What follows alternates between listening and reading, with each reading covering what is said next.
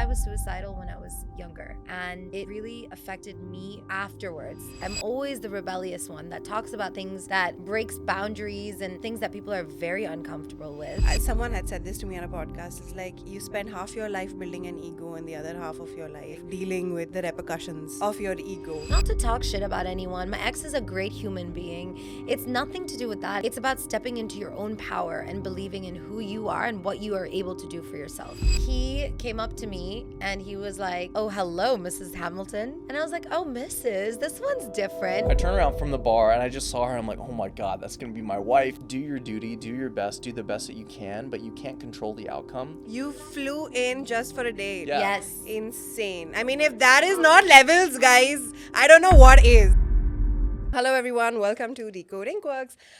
I'm your host, Aditi, and today we have a really special guest with us. Someone I have been stalking online, DMing online. I have somehow gone into her friends group without even realizing it. The only thing I thought I never needed was makeup, but the only thing I really needed this week was makeup. And somehow she came into my life. Today we're going to be talking about like women empowerment, relationships, healing, love, business, and her journey in healing her heartbreak from Hong Kong, Dubai, and LA. Welcome, Natasha Moor. Thank you. I'm so excited to be here. It comes from a lot of healing It does. and a lot of therapy and a lot of self-work. So what has your like mental health journey been? Like, have you gone in for therapy? Oh my goodness. I've not had traditional therapy. Okay. Which is always surprising because I had a podcast with my one of my best friends who's the beauty director of Sephora in the US, and it was fully focused on mental health. It's called The Beauty Manifest. Right, we did season 1 together, and the reason why we did that is because the impact of our lives, my mental health journey has been a roller coaster journey. I actually didn't announce this before, but growing up, I was really bullied in school and really badly bullied. And so I never looked at myself with love at all. So this whole self-love journey has just come from literally going through the experiences. So the part that I was about to say that I don't really announce much because it's quite taboo, but I want to because I feel like women, children, young women, they need to know that people go through this. So I was suicidal when I was younger, and it really affected me afterwards. Like when I was 18, it didn't affect me at the time. Like I didn't realize it. And then many years later, I was like, oh shit, this keeps coming back. This trigger keeps coming back. And it's obviously because of the journey that I've been on. Oh my So God. it's so much more of a deeper purpose for me. That's why the shade names are what they are. How bad was the bullying that it went? The bullying was like, you're so fat and ugly, you should die. You shouldn't be around. Like screaming outside the school bus. I didn't have any friends. I was a complete loser. This is Hong Kong. Hong Kong. Okay. Indian girl. I actually had a British accent when I was a baby, a younger kid from like until I was about 9, and then I moved to the Philippines. Ah. Yeah. Yeah, because your mum is, okay, and your dad is Indian? Both my parents are Indian. Okay. All right. Yeah. Okay. Both my parents are Indian, but my mom was born in the Philippines. Oh. So we went back to the Philippines when my parents got separated. And then I had to learn a whole new language. I had to learn how to, interact with a whole different society there. And so I learned Tagalog. It was a blessing. I speak fluent Tagalog. Wow. Again, hidden fact. Didn't know that. Exactly. Okay. It's actually my superpower, my secret superpower. Love it. Okay. Yeah. So you went to Hong Kong. So then did you go back to Hong Kong? Yes. Okay. So then when I was 10 years old, I moved back to Hong Kong because I was missing my dad so much. And that's when the bullying really started because I became, who's this girl? Like I came out of nowhere. And it was Doesn't sit bad. well. Yeah, it was bad. So when you realize that you are suicidal and you feel like not being here, Yeah. what do you do about it? So when I was younger, obviously I didn't know how to deal with it, right? And I didn't know what was going on. I was like, how are you supposed to, like, what's wrong with me, right? Like, Yeah. why? All my friends, no one thinks like this, right? So you feel alone. No one thinks like this that you know of. Exactly. No one talks about it. No one talks about No it. one talks about it. But little did I realize I was always going to be the rebel, and I still am till today. I'm always the rebellious one that talks about things that breaks boundaries and talks about things that people are very uncomfortable with. Very uncomfortable with. That's the breakthrough moment. Yes. That's how it works. Okay. And that's really what sparked this love in me to start loving myself, I think. And it's a journey. I'm still on it. Yeah, I mean, I was just telling someone about this in another podcast where I was in a relationship with someone which I will clearly say was toxic. Now, when the relationship started, it obviously started because I had some insecurities, which he was able to notice and make me feel better about myself. Exactly. That's how love starts that's how any relationship starts. Yeah. Can it last and all? That's like a whole separate podcast only. Yeah. But when you're in this relationship, now you've started like liking this person, you're in this relationship. He was the first person to make me feel like my insecurities are like, it doesn't matter, these things really not a big deal, like I'm okay with it, you should be okay with it. And then love started. Okay. Like a version of love started. And that's when I realized that, oh, this is how I need to love myself. Yeah. So when someone taught me Yeah. how to love myself, then obviously through the Then it toxicity and all of that, I was just like, oh, if I can love myself so much, I don't even need you. Exactly. For all the burden. Exactly. That is what, yeah. So I've also realized like love is about not just self-care, which a lot of people confuse that. 100%. Yeah. And which is why I want to ask you, like very often people confuse self-love with self-care, and that's not it. Completely different. Yeah. Very different. But do you think that in the line that you are, people could, market it as, oh, self-love? Definitely. You really practice it. I know that. Like, I follow your stories Thank in you. every way. Like, even yesterday, we had like a master class. And like, even these small things of like, oh, why don't you like put your lipstick, put it on the sponge, put it on your cheek. This is a way of like kissing yourself. Yeah. And telling yourself how much you love yourself. Yeah. Not everyone will do that who's doing it as a marketing It tactic. really has to come from It has your to come heart. from within. Yeah. So, what is this self-care versus self-love, and especially like, yeah. And okay, so self-care to me, I mean, it's also something we shouldn't also put it in a box as like, okay, on Sundays, I'm going to do my self-care ritual. That's something I feel like a lot of people do, including myself. I do this all the time. I'm like, I'm going to do a self-care day. But truly, what self-care is it's taking care of yourself, however that may be, whether it's going to the gym, whether it's going to yoga, whether that's meditating. So I would say for me, my self-care routine is I'll wake up in the morning now and I will meditate almost every single day. Today we missed it because we were back to back. But normally, me and my husband, we actually do it together. I love It's that. quite cute. So we started meditating. We program our minds to be ready for whatever the day is about to give us, right? And self-love, that's a whole different, that's like a journey within a journey itself. It's trauma healing. It's understanding who you are as a human being. It's also understanding other people. Self-love is also about not being able or not taking everything on as a personal attack. Yeah. Right? So for example, if you're going out and you're meeting someone and you're like constantly telling yourself, oh my gosh, do I look like this? Do I look fat? Do I look ugly? Do I look this? You're already screwing up your self-love immediately by overthinking and thinking, what is this person thinking of me? Yeah. So self-love is a journey in itself where I think you really need to work on who you are as a human being and find that authenticity to be able to unlock that self-love. Yeah. So I was just like, I can't believe we're having this conversation in this way. Just an hour ago, I was having a session with a client and we spoke about how what self-love is in a version is when you impress that inner voice. Now, what that means is that when you ask me a question, Yeah. I already have the first pop-up thought. Yeah. Right? So that's my inner voice, your inner child, your inner dialogue. That's my inner voice. Most people, what they do is they will try to impress you. Like, you've Exactly. asked me a question, how do I impress you? Yes. Because that's what matters in this moment, right? But if you are able to impress the inner voice, if the outer voice impresses the inner voice, Yeah. that's it, your game is made. Yeah, that's so beautiful. That's where your confidence comes. That's where every authenticity comes. Everyone says be authentic, but you don't know how to be Exactly. authentic. This is authenticity. Because if I'm trying to impress you, maybe I'll be able to figure it out. Yeah. Once, twice, thrice, 4 times. But it's a losing game. Oh, 100%. I'm going to be 4 different versions of myself. I can't sit with myself. It's a losing game. It's ego. It's ego. It's ego. That's really, I actually did a meditation retreat in Mexico recently for 5 days where I, for the first time in my entire life, switched off my phone completely.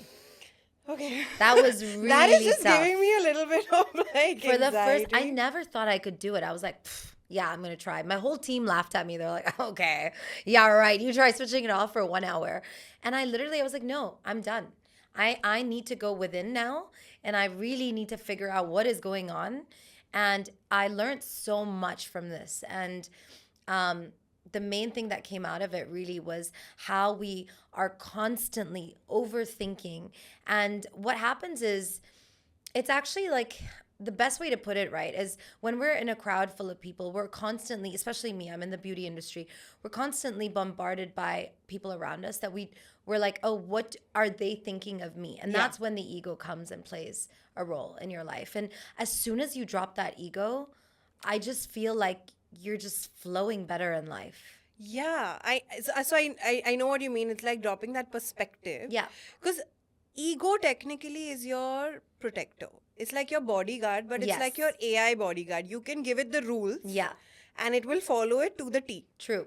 So it's about just recoding it. I mean, like, because sometimes you have to protect yourself. Sometimes you have to have that the subconscious protection. Yes. Needs to be there. Yes, of course. So, yeah, I think like ego is one of your...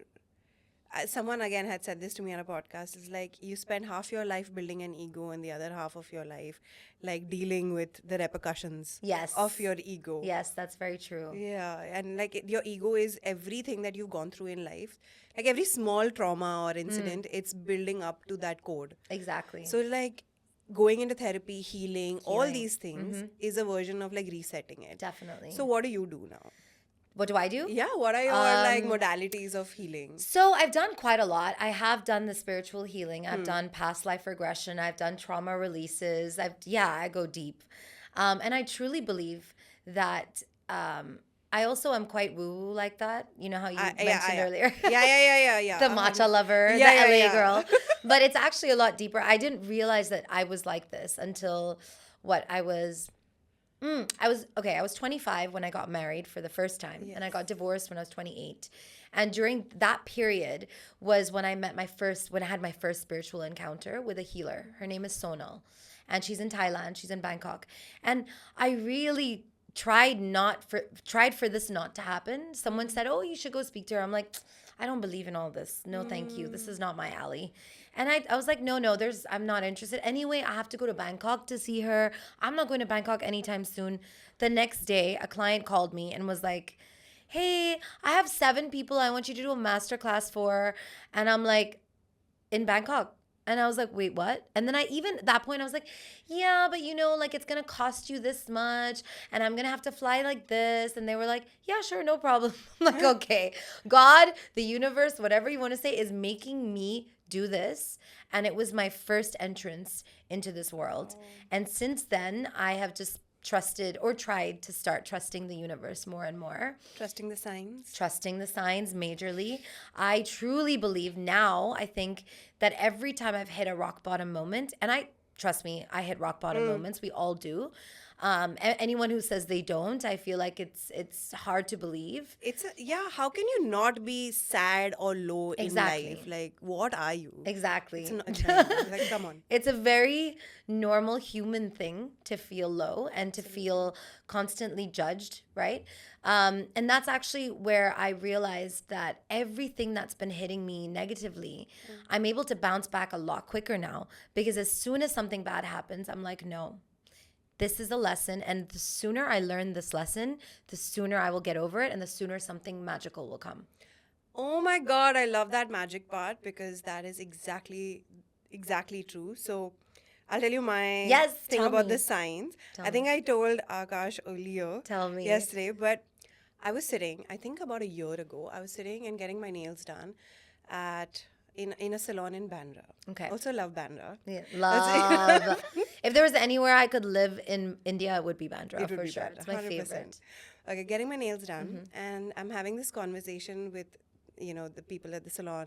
Like, do this facial, do this, do that. You know how they keep overselling? Yes. And I'm like, I'm sorry, I don't want it. Like, I'm very happy where I am.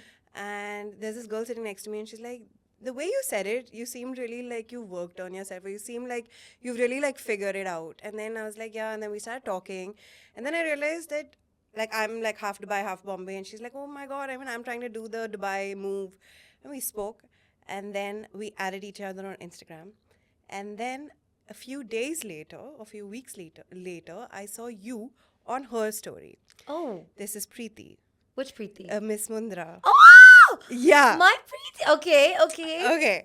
And then, Oh my gosh. yeah, I think like some few bells are ringing. That's good. No, I didn't know. I don't know Yeah. any of this. Okay. So I was like, oh my God. Like, I was just talking to her, and then I saw, because I already followed you separately. Okay. And I was like, oh my God. Then I was like, yeah, she's mentioned Hong Kong. I know Hong Kong. So I was like, maybe some connection. I didn't know how close you all were. Oh Then I my think she got goodness. married or Yes. something. And then I saw you there. And then cut to that, a few months later, I had a episode with Kubra. And when we were talking about Kubra also, she spoke about female friendships. Your name came over there. So cute. And then we had a conversation on DMs. And then and it's not like Instagram is going to show you everyone's profile all the time. Yeah, right? yeah. Somehow you get through someone's story because of the way you follow each other. Yeah. And somehow that day I saw your story where you were like, oh, I'm coming to Dubai. And then we are here, we're sitting That here is today. crazy. And like everything is aligned in such a way where I'm Wow. just like, I feel like I'm in this group, not really Yes. being in this group. You are. This is so meant to be. This is. And you were there yesterday, and it made me so happy to see Thank you. you. Really, thank you for coming. It Of was so beautiful course. to have you. That's what I'm saying. It's the sign. Yeah. Everything is the sign. Yeah. And you know what? When you said like you will have bad instances. So I truly believe that therapy is not going to take your problems away. It's Yeah. only going to make your life easier. Definitely. Any form of healing is just going to make all the problems like easier to solve For in that sure. moment, or manage, if It's- not solve. It's just tools in your toolbox. Anytime you feel low, you pick up what you've learned. And we do this. It's obviously helpful to have someone to talk to about it. But when you don't, you have yourself. Exactly. And then after that, the magic starts, which you said. Yes. And that magic, oh Yes. my God, it's a high. It is a high. It's absolutely a high. And that high happens when you're open to receiving.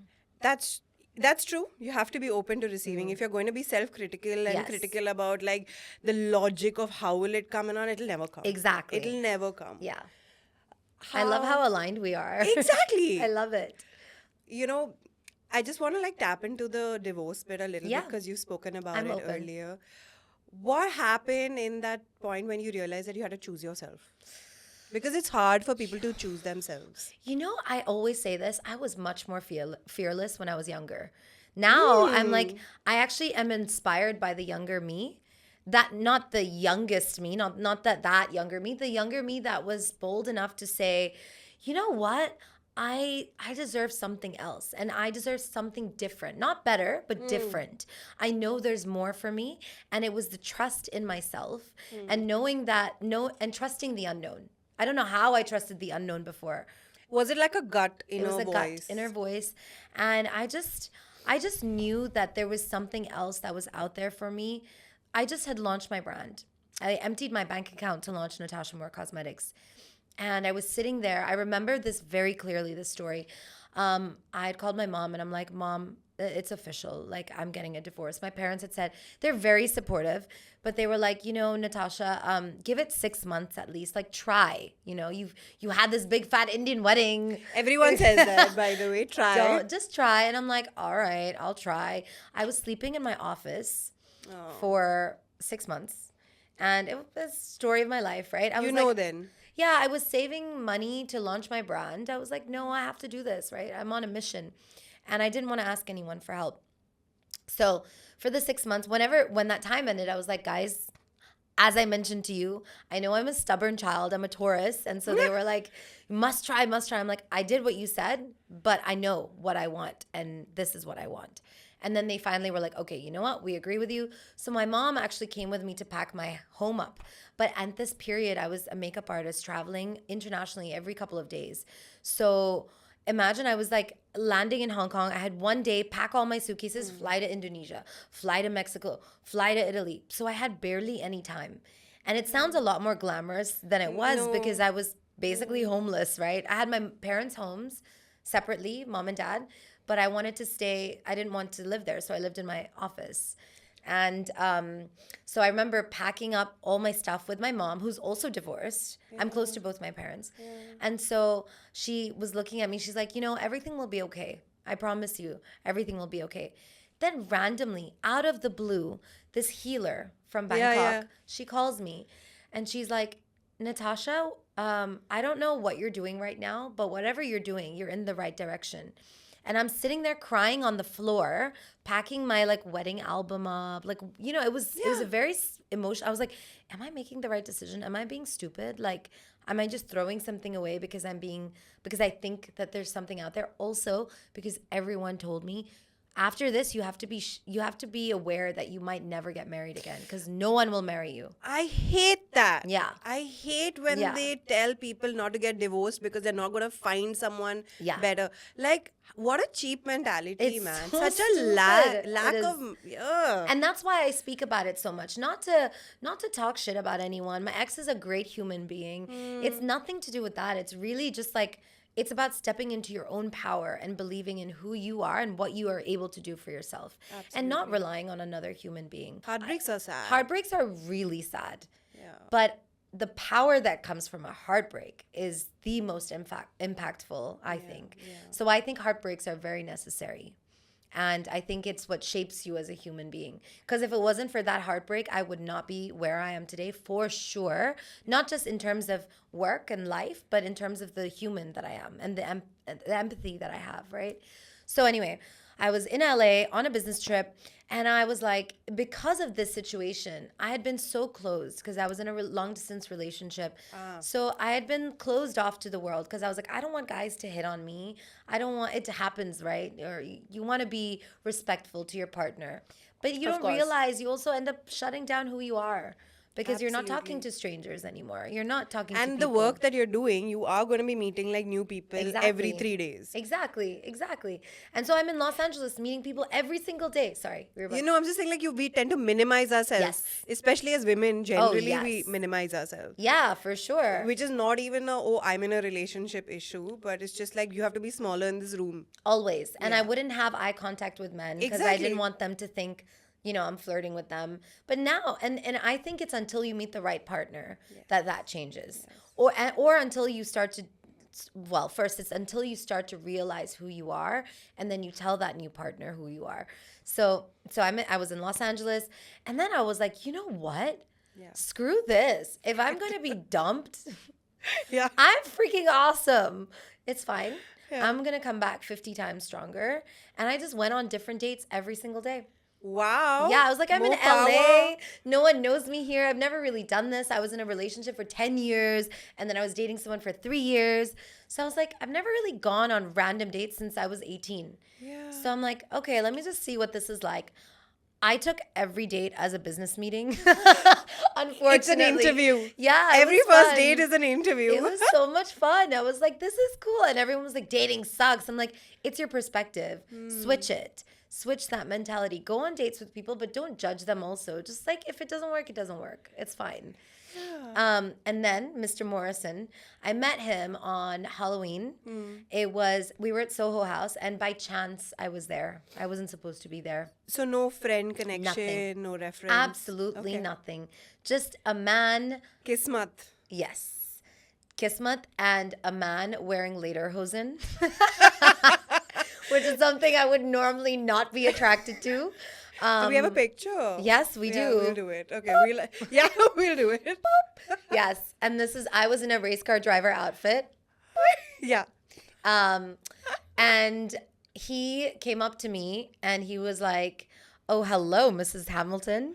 And I was like, oh, Mrs., this one's different. Because at this point, I had really exhausted dating in LA. It hadn't been that long, but like I said, every day I was on a date. It's a while. Yeah, it takes energy. And I was boring. I was like, either I'm meeting guys who are not smart enough and not smart enough or conversational enough for me. I wasn't not stimulating. Yes.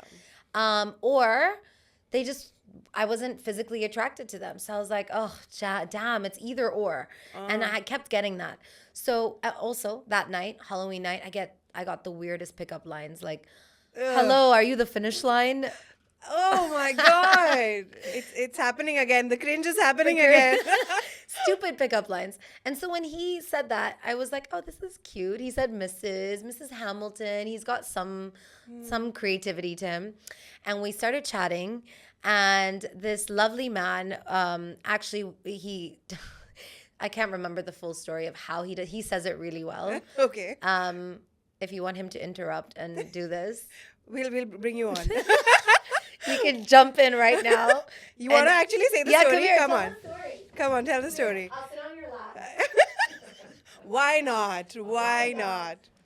You don't have to suit up, darling. You look great. What? Come on, he wants to be like well dressed on camera for you. Great. He's like, uh-oh. Okay. He's used to being on camera. Okay, He's a so real this is dude. very different from the picture that you have seen earlier. Yes. No, we're just gonna put it. Like she gave the space for the picture. Okay. Okay. Yeah. Go. So, where were we? So I said, hello, Mrs. Hamilton. That's what I said, and that was my intro line. And by the way, it was Halloween night. We were having a lot of fun. And I looked at this girl. I turned around from the bar, and I just saw her. I'm like, oh, my God, that's going to be my wife. I just thought in my head that, right? And I was like, what do I say? I didn't know what to say. And that's when this line came out of my mouth, right? Mrs. Hamilton. Somehow she talks to me. Now, keep in mind, we had 2 minutes of conversation, and here's what it was. Just small talk, whatever. And I'm like, okay, what part of town do you live in? And she goes, well, and by the way, I thought, looking at her, that she might be Persian, Ooh. It's LA or maybe Armenian. Yeah. He thought I was an LA girl. Yeah, and especially listen to her accent. She doesn't have that British kid accent that she was talking about when she was young. But a lot of I know people from Hong Kong who We have mixed accents. Yes, exactly. So I'm thinking, I've got this idea in my head, right? And so she says, well, I actually live in Dubai. Ooh. So I'm like, ooh, cool. And it is Dubai. Right. Not Dubai. Yeah. Not Dubai. Exactly. It's I Dubai. live in Just Dubai. say. And I'm like, oh, maybe she's Emirati, right? So I'm like, okay, do you speak Arabic? And she looks at me, she goes, no. That's a stereotype. Yeah. She goes, no, I speak Cantonese. And I'm looking at her, and I'm confused. Remember, I was in my I'm player very phase. confused, right? I'm like, there's no way you're from Hong Kong. And then she just blows past that, doesn't even acknowledge what I said, and goes, and I speak Tagalog. Because now she has to show off. Come on. Exactly. These are her I'm powers. like, listen, I'm smart. Okay, Yeah. Right? It's like trying to prove to him something because I'm in a race car driver outfit, full on red lipstick, hair up in a ponytail. I was like, no, there's more to me than just makeup. It was, yeah. And I was like, wow, okay, this is cool. So I'm like, all right, well, what's your name? And she goes, Natasha. And I'm like, dude, what is this Russian spy chick doing here? Yeah. She's hot. She's randomly in LA. She speaks 2 random but useful languages. She lives in Dubai. Oh my Like, God. what? It's such a confusing, in 2 minutes to get all this information, Yeah. very confusing. And then she goes, what's your name? And so in the US, the way I say my Best name, part. I say, okay, my name's Akash. And she looks at me and she turns to me and the most like auntie voice ever, she goes, Akash! You mean Akash? And he was like, and in my mind, okay, so she thinks like I'm some, just like American white guy with an Indian name. But in my head, I'm like, I found one in the wild. I found a cute Desi girl. I'm like, take a look for a Desi girl. In my mind, okay, that's what's happening. And then she's still like, no way, what's your last name? And I'm like, Morrison? And that's And when so she was like, she yeah. goes, and then I'm thinking, oh God, what's she gonna say now? She goes, that's like my last name. I'm like, Oh no my God. way. On top of all of this is your name, Natasha Morrison from Dubai, like speaks Tagalog and Cantonese. And she goes, no, it's more. Oh. So I ask, okay, More. And she says, no E. And then my friends are going separate ways. Her friends are going separate ways. And we get separated. I don't get her number. I go home. I wake up the next morning and I'm like, who is this beautiful, amazing... and it was jam-packed. Soho House in Los Desi girl Angeles. Yeah, sorry. that I didn't, But Instagram. Well, that's what I did. I Googled her. I'm like, racking my brain, first of all, 15 minutes, like, in the morning. I'm like, who was this girl, Natasha? And I realized she told me her full name. I look her up. Oh, my God. At this time, I had, like, 80,000 followers. I was like... Yeah, and And I had, like, 40. Yeah, at this point, you're just like unachievable, maybe. 40, not 40,000. Like, 40. I'm like, how am I gonna? So I tried it. I slid into her DMs and I said something silly, and she actually No, it responded. was so cute. It was not silly. He's like, if you want a half Desi, half white boy to take you around LA, I would love to. Because it was also like Diwali time. Yeah, it next was week. Diwali time, so I was also like, oh, I'm gonna be alone on Diwali. This is so sad, but it was really cute.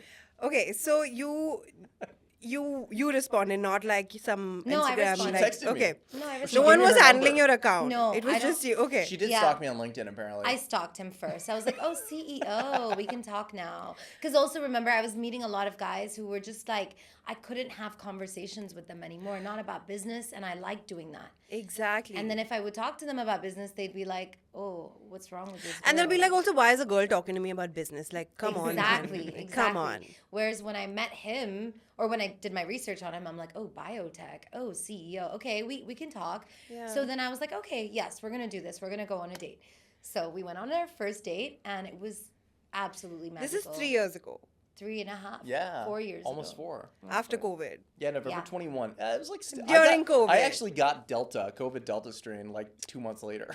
Okay, so just Yes. about like COVID period. Yeah. That's insane. Yeah. And like, how did you all decide to like, lock this in, move in, get like how? We had 3 dates in LA.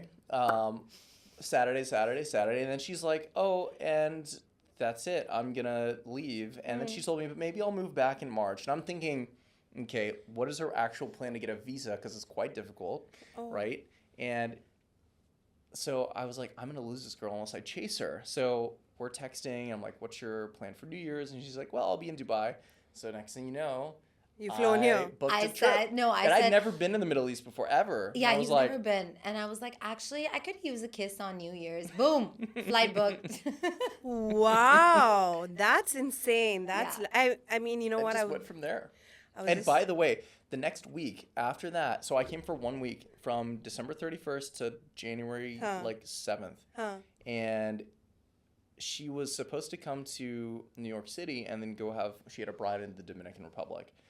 Her event in New York got canceled because of Delta strain. Yeah. Because of COVID. Like Yeah. she had this big, same thing like here, I was a press- master class, like a press press tour. tour type thing. And then they were like, oh my God, everyone has to wear masks. Oh wait, no, everyone can't come. Yeah, So it was really sad. she already had this trip booked, and I was like, well, and we're here in Dubai. She found out this news, and she's disappointed. I'm like, well, maybe I could just, because this time I was supposed to be back in LA, come pick you up in New York and take you Pick to, you up in New York. I'm and like, take who's you to this Texas baller, to bro? meet What my are you talking parents. Yeah, exactly. I'm But like, also for okay, come pick me up. but also for him, even he must be like, who's this baller? Exactly. Yeah. We were both thinking that of each other, but we were both impressed. Well, I think both of us have a lot of love to give as human beings in general, just to strangers and to people. So when we met, it was like we have, like on our third date, I packed him a snack bag for a road trip that he Second was. date, not even third.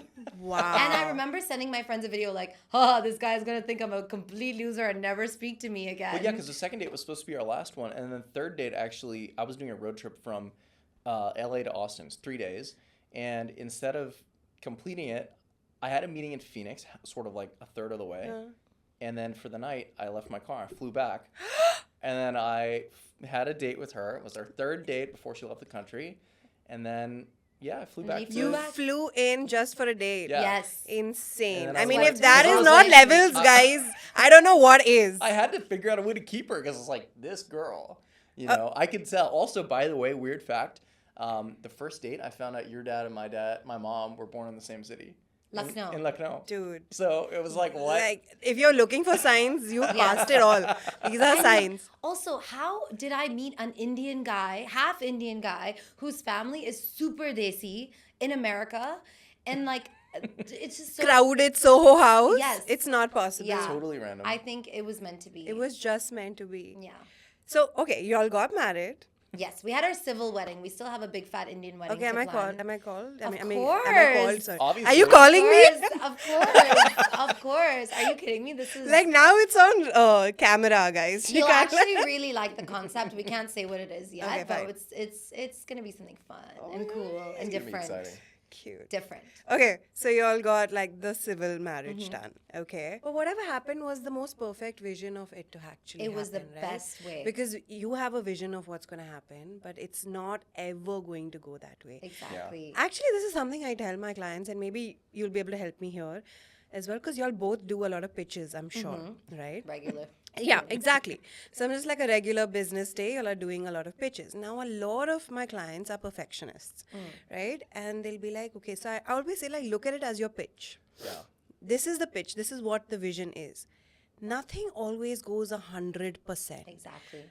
Something will go wrong. It might look like 100% from the outside, but from the inside, you know that you've either used more resources, less Totally. resources, or whatever. It never matches the pitch. Yes. 100%. Yeah. And the fight of life is, why isn't my conclusion of my life actually matching that pitch? You know, why isn't the outcome the same as the pitch? And if you are going to be stuck in that loop, it's a lost cause. You're never winning. yeah. And the perfectionist mindset always goes there. Now, obviously, there is a reason why they're perfectionists to go there. There's a whole other thing. Yeah. But I always use this pitch as an example. It's like, it's just supposed to be a vision. Right. Exactly. It's not supposed to be exact. And You if can't we- predict the future. Exactly. And if you're going to ruin your entire life going behind making it exactly like that, you've lost it. Lost the game. True. And it's also like you really don't know what the outcome's going to be, but whatever it is, it's because it's meant to be that way. Yeah. You don't know why, but one day you're going to realize exactly why it didn't work out for you the way it was supposed to, but you will see it. Oh my God. That is our motto in everything That's now. so true. I Right? love Like it. a broken heart. Why did that happen? Because I needed this one. Oh my God. You know, I wanted to like get into the other stuff that we spoke Yes, about. we but, can. Oh, but no. he said it's time. So. Oh, Let me is let you. it? Oh, Yeah. Is it we fight 2-3 minutes? For me? 2-3 minutes? 2-3 minutes? Okay, let's get Please, we'll give you no. lipstick. Let's get into that. Okay, so Okay, I know that sorry. you said that y'all got married, y'all were on a flight, y'all were talking about how your life now is like a merger. Yes. Tell me that. So In 3 minutes, because the studio guys are going to kick us out. okay. Never in my life did I think I would do anything related to science. I failed in science in school. Wait, this is beauty formula. Yes, that Okay. part, that's fun. My husband is in biotech. So he's the CEO of a biotech company. We're developing cancer therapeutics. Well, so basically, we have different methods of cancer treatments that we're working on right now. And they're basically new transformational treatments. And it's phenomenal. I never knew, I obviously knew what he was doing, but I didn't think that I would ever be part of this. So when we got married, he was like, we're basically doing a merger because I help him with a lot of the business development, with the PR, the marketing, the branding, because we have a branding agency together too. Oh, wow. And then on top of that, he helps me with all the operations and finance of Natasha Moor Cosmetics. So when he comes to these events, he's not just there as my husband, he's actually there working. We're always working together.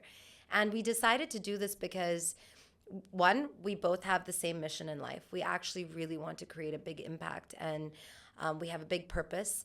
His is obviously to cure cancer, and now that's mine too. And so we're kind of trying to bridge the gap between beauty and biotech and make magic happen all over the world. That's insane. Thank you. I love that. Thank you. Like, who would have thought cancer, like curing cancer would be a part of this entire thing in your life? I know. Like, we were actually just visiting a hospital right now in Abu Dhabi. And we're hosting a breast cancer awareness ball for Natasha Moor Cosmetics, because our brand, for me, I've always wanted to support women. So whether it was victims of human trafficking, women's shelters, special needs kids, I'm actually hosting a beautiful event for special needs kids. It's going to be like a beauty pageant for special needs children. And so we're actually going to Tokyo next week to meet with them and finalize this. So there's a lot of amazing things that are more purpose driven for our brand. And so with Avesta, it's actually a family business. His grandfather was the one who did the research 50 years ago. His uncle is the oncologist, and his cousin is the co-founder. So they're all working together to create something amazing and to actually change the world. So I'm just listening in on all these calls for the last 4 years, and now I'm actually part of something that is so much bigger than any of us. And that's what I'm excited about. You never know what life throws at you, man. Yes, you it's really don't know. Insane. And it's your skills and his skills. And this is, I was telling Akash this yesterday, is that's somewhat similar to my relationship as Ooh. well. We also met during like a heartbreak time. We also so he's a travel tech startup. He has his own company called On Arrival. Wow. And we kind of like, he helps me like, excel and grow. And I love this. yeah, and for me, it's like because of the whole mental health thing, I'm able to help him, through making decisions, like Yes. the tougher decisions in Yes. life. So it's like we're constantly like completing each other in those spaces where I feel incomplete, but not lack. Yes. Just feel slightly incomplete in the sense like, can you help me here? Of course, it's very important. And it's so easy to do that. So to see both of y'all work so beautifully, Yeah. so impressive. It's very difficult, but you have to just have the right tools, I think, too. And especially like with women like us who are constantly like women empowerment. Yes. I mean, I get trolled regularly online saying that, oh, you are a man hater. And I'm like, bro, come on, see my life, man. Yeah. I've also collaborated with a man. Yeah. I also have a father. Of Come course, relax. of course. But like, like women empowerment, especially like the ones who are like, when like women come into a room, there's magic created, and then, we talk about that magic. Yeah. Because we talk about that magic, it automatically means that you hate men and you were. I mean, Yeah. see, there are some problems there, which, course. yeah, whatever. But it's so nice to have a good man by your side. It is so important. And vice versa. Yeah. It's very important for a man to have the right woman by their side, because I also don't think that it's parts of business that you wouldn't be able to also unlock, right? I Both agree. ways. I feel like it helps me in a way that Yeah. I didn't know that it would be able to help. Yes. And But I'm okay, proud on- of that, and I want to hear all about it later. Oh yeah, but on that note, Yes. we have to say I'm goodbye sorry, we to need the to do a part podcast. 2.